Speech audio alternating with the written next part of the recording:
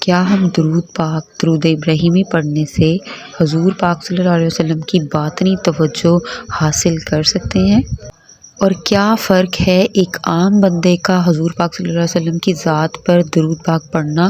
اور ایک ذاکر قلبی کا حضور پاک صلی اللہ علیہ وسلم کے اوپر جو ہے وہ درود ابراہیمی پڑھنا، ان دونوں میں کیا فرق ہے؟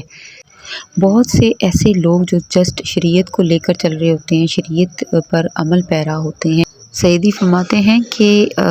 میں ذکر قلب لینے سے پہلے بھی میرا معمول یہ تھا کہ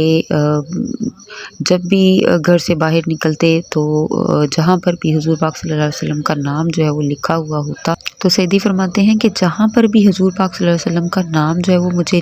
لکھا ہوا نظر آتا تھا تو میں درود ابراہیمی پڑھا کرتا تھا۔ جیسے بھی جب بھی گھر سے نکلتا تو کیونکہ ہمارے پاکستان میں رکشے اور گاڑیوں پر اور تمام وہیکلز جو ہیں، تمام سواریاں جو ہیں،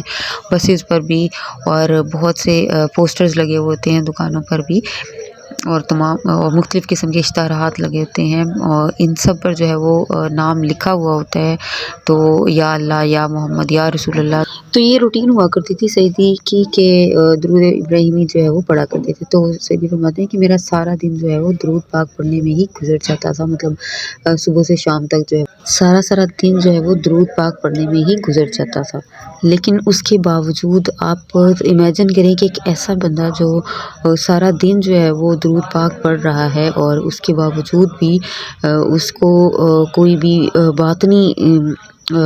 توجہ کہہ لیں یا حضور پاک صلی اللہ علیہ وسلم کا کوئی بھی قرب جو ہے وہ نصیب نہیں ہوتا۔ جسٹ ہمیں کیا ہوتا ہے کہ جس طرح سے ہم درود پاک پڑھ رہے ہوتے ہیں تو ہمارے ثواب مل رہا ہوتا ہے، ہمیں ہدایت نہیں مل رہی ہوتی، ہمیں نور ضرور مل رہا ہوتا ہے، لیکن کیونکہ ہماری شرح صدر نہیں ہوئی ہوتی، تو پھر آگے جا کے سیدی فرماتے ہیں کہ جب میں نے ذکر قلب لیا اور جیسے ہی میں ذکر قلب لے کے گھر کی طرف لوٹ کے جا رہا ہوں آستانے سے، سرکار کے آستانے سے، تو فرماتے ہیں کہ مجھے اپنے دل کی آواز ہے وہ کانوں میں سنائی دے رہی ہے۔ تو فرماتے ہیں کہ ذکر لینے کے دوسرے دن جب میں باہر گیا اور میں نے ایک جگہ حضور پاک صلی اللہ علیہ وسلم کا نام جو ہے وہ لکھا ہوا دیکھا اور میں درود پاک پڑھنا بھول گیا، میرا دھیان جو ہے وہ کہیں اور چلا گیا۔ تو کیا ہوا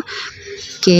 میرے دل سے آواز جو ہے وہ درود پاک کی آنی شروع ہو گئی خود بخود، کیونکہ ان کی روٹین تھی،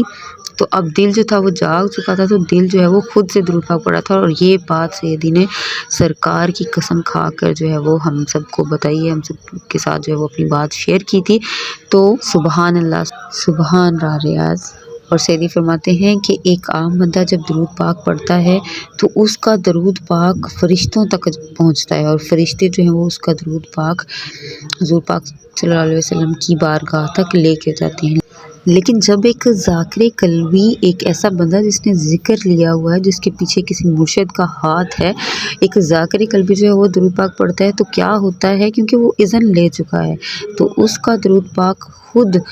حضور پاک صلی اللہ علیہ وسلم جو ہے وہ سنتے ہیں۔ سرکار کے وسیلے سے ہم ڈائریکٹلی اپنی بات، اپنا درود حضور پاک صلی اللہ علیہ وسلم کی بارگاہ تک پہنچا سکتے ہیں، تو کیوں نہ اس اتنی اچھی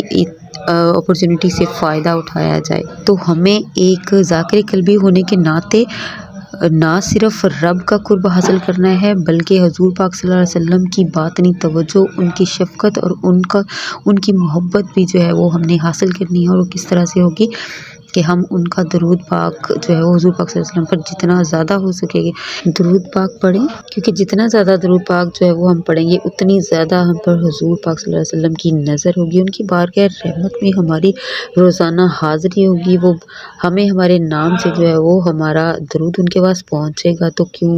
جو ہے وہ ہماری طرف ان کی شفقت نہیں ہوگی۔ تو اس اپرچونٹی کو اویل کریں اور زیادہ سے زیادہ ویڈیو کو شیئر کریں تاکہ حضور کے چاہنے والوں تک یہ میسج جو ہے وہ پہنچ سکے، اور دعا کرتی ہوں کہ گوشے سرکار کے صدقے میں ہمیں حضور پاک صلی اللہ علیہ وسلم کی شفقت اور شفاعت نصیب ہو، آمین ثم آمین۔ گوشے مرحبا۔